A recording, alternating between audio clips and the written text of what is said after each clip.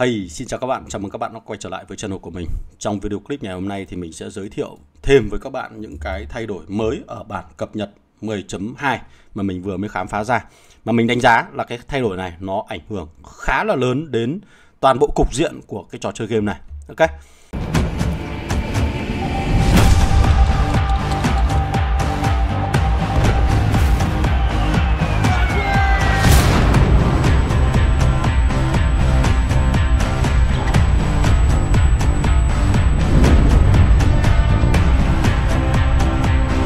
Rồi, trước tiên thì cái phần thay đổi này nó bắt đầu ở thành phố cấp 2 và các thành phố cấp 3. Chúng ta sẽ cùng xem qua một lượt trước. Đây, cụ thể là tất cả các pháo đài này ở thành phố cấp 2 hiện tại ở bản 10.2 thì nó sẽ được đổi thành là tăng lượng lính dự bị tối đa thêm 300 và tốc độ hồi phục lính dự bị lên 10%. Và cái sự thay đổi này áp dụng cho tất cả các pháo đài. Nó không còn là pháo đài tăng cường sát thương hoặc kháng sát thương giống như trước đây nữa.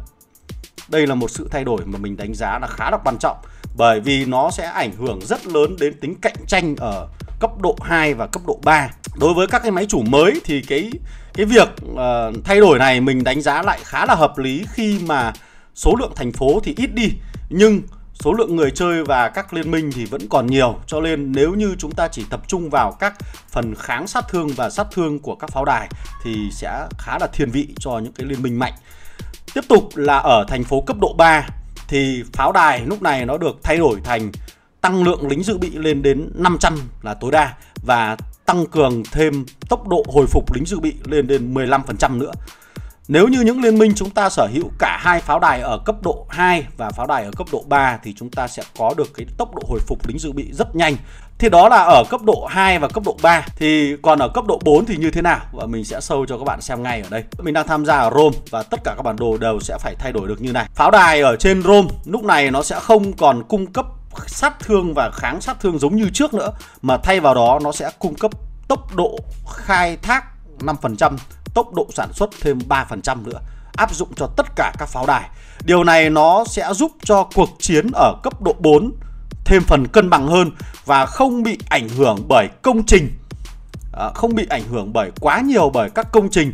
Từ đó nó có thể giúp cho những liên minh mà yếu kém hơn về mặt lợi thế vị trí địa lý, chúng ta vẫn có thể chiến đấu tốt, vì không có quá nhiều sự khác biệt ở các công trình đem lại. Thì mình đánh giá là cấp độ 4 nó sẽ hấp dẫn hơn rất là nhiều và khả năng cạnh tranh nó sẽ cực kỳ cao, bởi vì là tất cả các liên minh đều cân bằng. Rồi, ở các cái tòa lô cốt, tức là đường để vào cái khu vực vòng tròn số 3, thì thay vì là tăng lượng độ bền và hỏa lực của đơn vị thì bây giờ nó sửa thành độ bền của căn cứ và tốc độ hồi phục độ bền căn cứ thêm 5% nữa. Cái này áp dụng cho tất cả các cái tòa nhà lô cốt ở tất cả các bản đồ luôn các bạn ạ. Và riêng ở bản đồ Cairo thì nó sẽ còn thay đổi nhiều nữa, bởi vì nó còn liên quan đến các công trình bản đồ và rất nhiều các công trình khác ở trên Cairo. Thì mình sẽ để lại ở cái phần giao diện tóm tắt để các bạn có thể đọc thêm.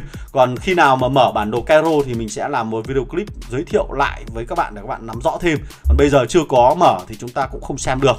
Rồi, và một cái nữa liên quan đến cái phòng thí nghiệm chiến tranh. Rome này thì nó lại không có cái phòng thí nghiệm chiến tranh, cho nên là mình không thể show cho các bạn xem được. Đấy, còn ở các bản đồ cấp độ 4 còn lại thì cái phòng thí nghiệm chiến tranh nó sẽ không cộng cho chúng ta hỏa lực và độ bền của đơn vị nữa, mà thay vào đó nó sẽ thưởng cho chúng ta thành là tốc độ huấn luyện lính dự bị thêm 10% nữa. Và như vậy nếu như các bạn để ý thấy rằng là gì?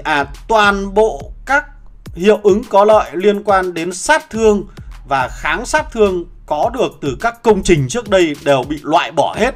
Thay vào đó là lính dự bị, tốc độ hồi phục lính dự bị, hoặc là búp một chút cho độ bền của căn cứ và tốc độ hồi phục của căn cứ thôi, chứ nó không còn tác động nhiều đến cơ chế chiến đấu ở trong trò chơi game nữa. Thế thì mình hy vọng là với những cái thay đổi như thế này thì nó sẽ đem đến một cuộc chiến ở cấp độ 4 cân bằng hơn. Cân bằng hơn so với các cái thời kỳ trước đây. Và từ cái việc cân bằng hơn này thì chúng ta sẽ thể hiện rõ năng lực chiến đấu nhiều hơn của các liên minh của những người chơi tham gia vào cái bản đồ cấp độ 4 này. Và dĩ nhiên thì cái vai trò tối ưu hóa về các bảng đấu thì chúng ta vẫn còn phải nói thêm được nhiều nữa. Nhưng hiện tại thì đối với cái vấn đề như thế này thì mình đánh giá là khá là khả quan và khá là khách quan đối với các cái cấp độ 4, và nhà phát hành đã lắng nghe người chơi được nhiều hơn khi mà muốn mang đến cái trải nghiệm tốt hơn cho mọi người khi muốn chiến đấu với các cái server khác nhau. Ok. Rồi còn ở cấp độ 2 và cấp độ 3, các thành phố cấp độ 2 và các thành phố cấp độ 3 đấy, thì việc loại bỏ các cái hiệu ứng có lợi từ pháo đài nó giúp cho cả máy chủ chúng ta sẽ bớt bị áp lực hơn với việc hiệu ứng có lợi cộng thêm này. Người chơi ở tất cả các liên minh dường như là đều bằng nhau, và do số lượng thành phố ít đi nhưng các hiệu ứng có lợi không thay đổi, cho nên các liên minh hoàn toàn có thể tối ưu hóa về phần xây dựng và chia sẻ các công trình này với các liên minh khác để chúng ta tạo ra một môi trường tốt hơn cho cái máy chủ của mình nhé.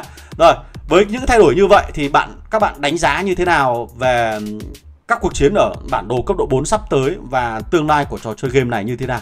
Suy nghĩ của bạn ra làm sao thì hãy để lại ở phần bình luận, chúng ta sẽ cùng nhau thảo luận thêm nhé. Còn nếu như các bạn thấy hay thì xin các bạn một like, share và subscribe cái channel của mình. Còn bây giờ, xin chào tạm biệt và hẹn gặp lại các bạn. Goodbye.